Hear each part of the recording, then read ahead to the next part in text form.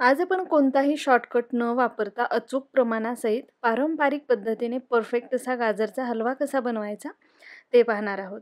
आपण वेळ न घालवता रेसिपी सुरू करूयात. सगळ्यात आधी आपल्याला त्यासाठी गाजर घ्यायचे आहेत. इथे मी 1 किलो गाजर घेतलेले आहेत. 1 किलोच्या प्रमाणामध्ये बनवतो.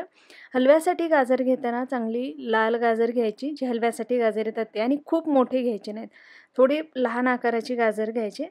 खूप मोठे जर गाजर घेतले तर त्यामध्ये जो पांढरा भाग असतो तो खूप जास्त निघतो. आता गाजर आपल्याला अशा पद्धतीने पील करून घ्यायचे आहेत. आता हे मी स्वच्छ धुवून घेणार आहे. आता इथे सर्व गाजर मी धुवून घेते आणि याला पुसून घेते. बघू शकता गाजर खूप मस्त आहेत, एकदम लाल बुंद असे गाजर आहेत ते, आणि खूप मोठेही घेतलेले नाहीत मी. आता याला आपल्याला किसून घ्यायचे. आता हे जे गाजर आहेत किसण्यासाठी, किसणीचा जो मोठा भाग असतो, मोठी बाजू असते, त्याने आपण किसून घेऊयात. खूप बारीक किसायचं नाही याला. मोठ्या बाजूने किसलं तर जो हलवा आहे त्याला टेक्स्चर छान येतं. तर अशा पद्धतीने इथे मी हे सर्व गाजर किसून घेते. आता इथे सर्व गाजर किसून झालेले आहेत. आपण गॅसवरती एक कढई गरम करायला ठेवली. त्यामध्ये सुरुवातीला 2 टेबलस्पून एवढं आपल्याला तूप घालायचं आहे. आणि जे किसून घेतलेले गाजर आहेत ते आपल्याला यामध्ये घालून याला चांगलं परतून घ्यायचं आहे. बऱ्याचदा आपण शॉर्टकट म्हणून गाजर मिक्सरमधून फिरवून घेतो, किंवा मग गाजराचे मोठे तुकडे करून ते कुकरमध्ये शिजवून घेतो आणि झटपट असा हलवा बनवतो.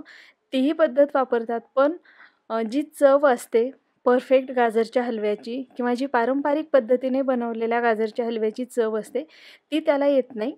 त्याचं टेक्स्चरसुद्धा असं येत नाही. त्यामुळे ही जी पद्धत आहे अगदी परफेक्ट पद्धत आहे, आणि याला चव खूप मस्त येते. याला थोडासा वेळ जास्त लागतो त्या पद्धतीपेक्षा. आता बघू शकता इथे गाजर मी तुपामध्ये चांगलं परतून घेतलेले, रंग हळूहळू याचा चेंज होतोय. आता हे चांगलं परतून झालेलं आहे. आता या स्टेजला यामध्ये आपण साखर घालूयात. 1 किलो एवढे गाजर घेतलेले, त्यासाठी 1/2 किलो साखर घालायची आपल्याला. मिक्स करून घेऊयात. आणि यामध्ये दूध कधी घालायचं तेही मी तुम्हाला पुढे सांगते. बऱ्याचदा असं होतं की बरेच जण गाजर कढईमध्ये घालतात आणि लगेच त्यामध्ये दूध घालतात. त्यामुळे दूध फुटण्याची शक्यता असते. त्यामुळे त्या स्टेजला कधीच यामध्ये दूध घालायचं नाही. अशा पद्धतीने गाजर सुरुवातीला परतून घ्यायचं. पुन्हा साखर घालून त्याला छान शिजवून घ्यायचं आणि मग यामध्ये आपल्याला दूध घालायचं आहे. आता इथे मी 2 कप म्हणजेच 400 ml एवढं दूध वापरते. फुल क्रीम दूध वापरायचं हलव्यासाठी. खूप पाणी असणारं किंवा पातळ दूध घालायचं नाही. आता हे आपण यातलं जे दूध आहे पूर्ण आटेपर्यंत याला शिजवून घेऊयात. याला सतत हलवत राहायचे. तर बघू शकता यातलं सगळं दूध आटलेलं आहे आणि याला टेक्स्चर खूप छान आलेलं आहे. आता या स्टेजला मी यामध्ये खवा घालणार आहे. आता जर तुमच्याकडे खवा नसेल तर आपण जे इथे 2 कप म्हणजे 400 ml दूध वापरलेलं आहे, त्याऐवजी 1 किलो गाजरासाठी 1 ते 1.25 लिटर एवढं दूध वापरायचं आणि दूध घालून त्याला चांगलं शिजवून घ्यायचं. त्यातलं दूध सगळं आटेपर्यंत शिजवून घ्यायचं.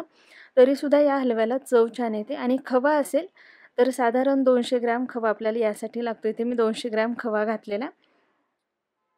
जर तुम्ही यामध्ये दूध जास्त घालणार असाल तर वेळ आणखी थोडासा जास्त लागतो, पण त्याने सुद्धा चव मस्त येते. आता अशा पद्धतीने यामध्ये खवा घालून मी याला परतून घेते.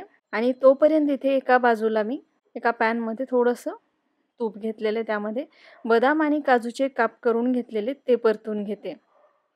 आता हे थोडंसं आपण परतून घेऊयात. ह्याला हलकासा सोनेरी रंग येईपर्यंत आणि या हलव्यामध्ये घालूयात. आता ही स्टेप पूर्णपणे ऑप्शनल आहे. तुम्ही तसाही सुकामेवा यामध्ये घालू शकता. थोडी वेलची पूड घालायची यासोबतच. आणि पुन्हा हे आपल्याला आणखी फक्त 5 ते 7 मिनिटं परतून घ्यायचं आहे. याला छान कडेनं तूप सुटायला लागलं की गॅसची फ्लेम आपल्याला बंद करायची आहे. तर इथे बघू शकता एकदम मस्त असा आपला गाजरचा हलवा तयार झालेला आहे. वरतून मी थोडे बदाम आणि पिस्त्याचे काप करून घातलेले त्यावरती. बघू शकता तुम्ही याचा रंग, टेक्स्चर मस्त दिसतोय आणि चवसुद्धा खूप छान आलेली आहे याला. तर करून पहा. रेसिपी जर तुम्हाला आवडली असेल तर नक्की लाईक, शेअर आणि चॅनलला सबस्क्राईब करायला विसरू नका. आणि सगळ्यात महत्त्वाचं म्हणजे तुमच्या कमेंट्स नक्की कळवा.